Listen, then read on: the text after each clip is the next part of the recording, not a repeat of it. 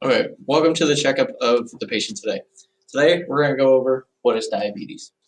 Diabetes, to most people, is what they consider is just being like overweight or a part of something that you can't really control.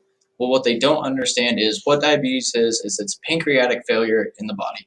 Now, there's two types of diabetes, and all this we will cover. First,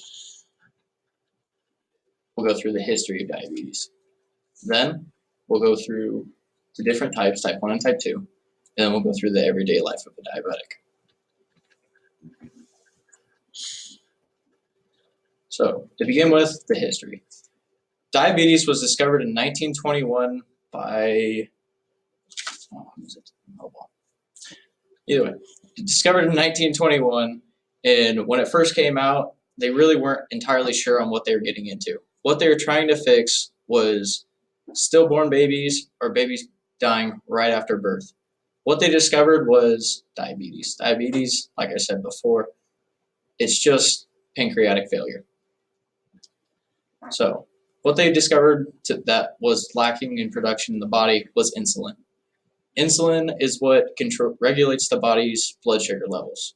So, what they decided to do was they had to recreate insulin in a formula that will decrease the amount of blood sugar that you have.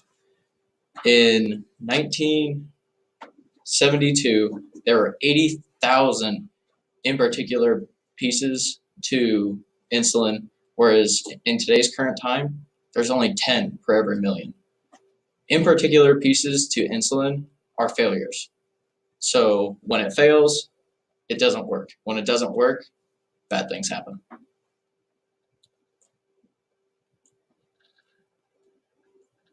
So when it first came out, the only way to get insulin into the body was needle injection. Needle injections work just as well as anything else, but they're a hassle and they're not cost efficient. Now we have what are called, I believe it's centrifugal I don't remember the name of it, but either way, they're called CSI pumps. What they do is you enter the amount of blood sugar that it takes, and then it enters the correct amount of insulin into a side port that's connected to the body, and that's how things are done now.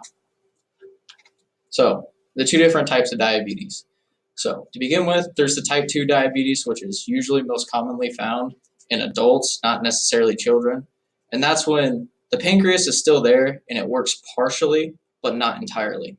So, what's the most common diagnosis with type 2 is oftentimes obesity, but not only. Sometimes it's just genetics. Now, type 1. Type 1 is something that they are most commonly diagnosed as children, and it's not recoverable from. Basically, the pancreas, when one was born, it started to function, but it never came through. It just doesn't create insulin. So, for a type 1 diabetic, the odds of ever coming around diabetes, they're just not there. Now, for the daily life of a diabetic, for a daily life of a diabetic, they have to go through their day always constantly watching their numbers. When I refer to numbers, I mean their blood sugar levels. Now, for blood sugar levels, there's a range. The range being roughly 80 to 120. Now, if a diabetic gets too low or too high out of these numbers, they risk going into many different medical problems. These being, they could go into a sugar-induced coma, they could have fatigue, they could lose mind and body control, they could also have blurry vision and seizures. Now for our checklist. We've talked about the history of diabetes, the two types of it, and the daily life of a diabetic.